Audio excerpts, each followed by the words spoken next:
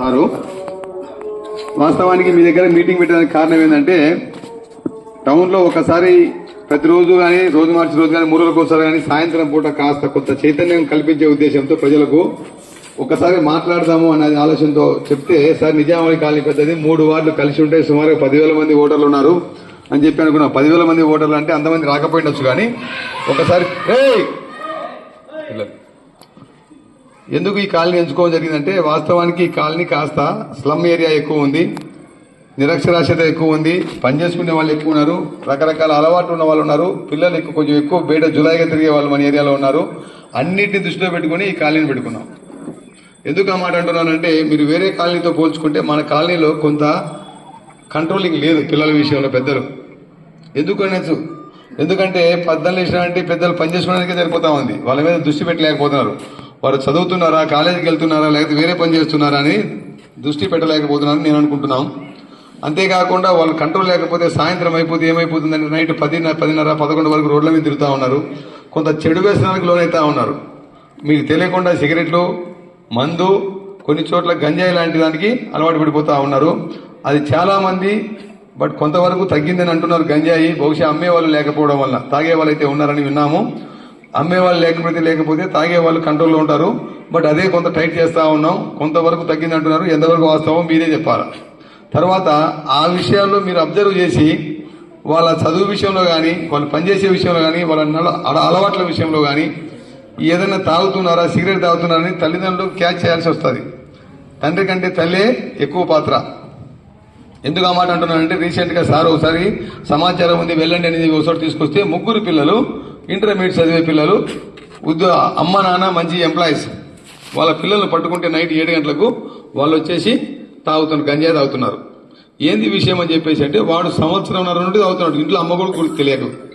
ఎందుకంటే 12 గంటలకు వస్తాడు, తింటాడు, అన్నం పెట్టింటాడు, తిని పడుకుంటాడు. మార్నింగ్ లేచి అంటే మన దగ్గర చూడదు కదా, భర్త కాదు కదా, భర్త అయితే వాసన వచ్చి కనిపెడతాడు. పిల్లల దగ్గర ఏం చూస్తుంది, అన్నం వండి పెడితే తిని సైలెంట్ గా పడుకుంటాడు. ఈలోగా 1 సంవత్సరం నుండి చెడిపోయే అవకాశాలు ఉన్నాయి. తర్వాత రీసెంట్ గా కడప నుండి కూడా ఒక గంజాయి సంబంధించి అక్కడ కూడా అమ్ముతుంటే మన ఏరియాకి వస్తే ఈ ఏరియాలో జమా మసీద్ పక్కన ఒక 4 తాగే వాళ్ళను పట్టుకున్నారు. సో ఎంత ప్రయత్నం చేస్తున్నా కూడా మీ వ్యక్తిగతంగా మీరు మారకపోతే దాన్ని కంట్రోల్ చేయలేము. ఇంట్లో అన్న చెప్పాలా, స్వతంత్రంగా సొంతంగా వానికన్నా అవగాహన వచ్చే తప్ప ఆ గంజాన్ని కంట్రోల్ చేయలేము. తర్వాత ఎక్కువ శాతం ఇబ్బంది పడేది లవ్, ఈ ప్రేమ వివాహాలు. వాడు కడ్రాయిలు కొనుక్కోవడానికి దిక్కులేదు, కనీసం నెలకు 10,000 సంపాదించలేడు, వయసు 24, 23 రాదు, సొంతంగా సంపాదన ఉండదు, సో ఉద్యోగము ఉండదు, వయసు ఉండదు. 17, 18 వచ్చారు ఇట్ అనేసేది, బండి వేసుకుని పోతా ఉండేది. ఆ అమ్మాయిల్లో లైటింగు, లేకపోతే ప్రేమ, లేకపోతే వెళ్ళిపోవడాలు, రకరకాల ఇన్సిడెంట్. ఇది మగపిల్లల్లో ఉంది, ఆడపిల్లల్లో ఉంది. ఆడపిల్లల విషయాల్లో కూడా ఈ మధ్య రీసెంట్ గా 2-3 కేసులు కట్టుకున్నాం. 14, 15 మోస్ట్ డేంజర్ వయసు.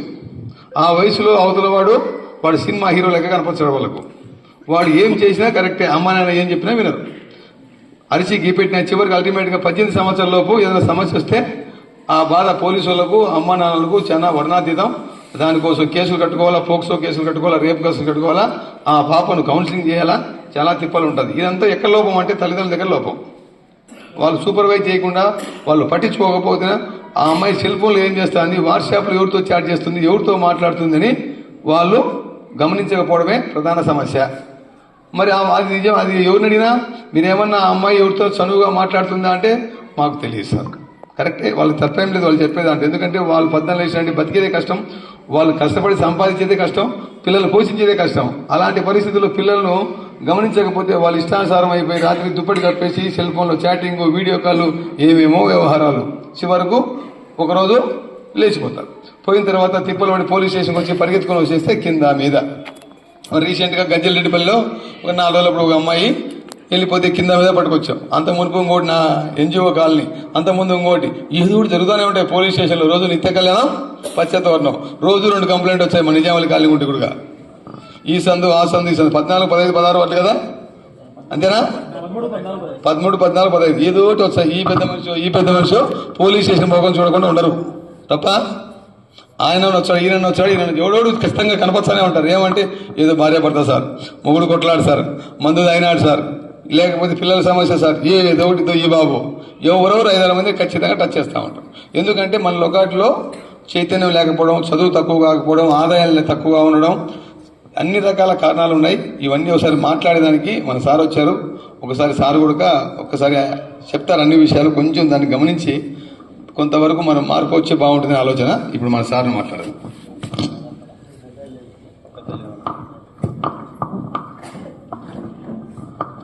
అందరికీ నమస్కారం. నారాయణ రెడ్డి సిఐ గారికి, వేదిక మీద ఉన్న పెద్దలకు, ఈ మీటింగ్ హాజరైన సోదరి మనందరికీ కూడా నా హృదయపూర్వక నమస్కారాలు తెలియజేసుకుంటున్నాను. చాలా కంప్లైంట్లు మీ కాలనీ నుంచి వస్తున్నాయని చెప్పి సిఐ గారు కూలంకుషంగా చెప్పినారు. అది మీకు కూడా అనుభవపూర్వకంగా తెలిసిందే. కారణాలు కూడా సిఐ గారు కూలంకుషంగా చెప్పినారు. మీకు తెలియకపోవచ్చు, ప్రతిరోజు నేరాల మీద మేము పనిచేసేదే నేరస్తుల గురించి, నేరం జరిగిన చోటు నుంచి మేము పనిచేసేది. కదిరి చుట్టుపక్కల పోలీస్ స్టేషన్లు కలుపుకుంటే మనకు మొత్తం మన నియోజకవర్గంలో 7 పోలీస్ స్టేషన్లు, టౌను, అప్గ్రేడు, 5 మండలాల్లో 5 పోలీస్ స్టేషన్లు.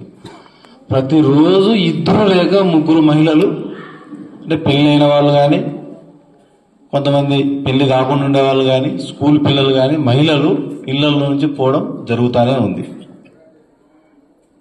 అసలు చాలా ఆందోళన వేస్తుంది ఒక్కోసారి. అంటే మీకు కూడా భయం కాదా? ప్రతిరోజు పారిపోతా ఉంది మన ఊరు నుంచి, అంటే భయం అవుతుందా లేదా? తల్లిదండ్రులకు భయమే కదా, చాలా ఆందోళన. ఎందుకంటే మేము రోజు ఆ నేరాల గురించి చూస్తుంటాం కాబట్టి మేము. మరి ఇది ఎందుకు జరుగుతూ ఉంది? కొంతమంది తల్లిదండ్రులు తెలిసినా కూడా దండించలేకపోవడము, కొన్ని తల్లిదండ్రులకు తెలియకపోవడం, ఇవన్నీ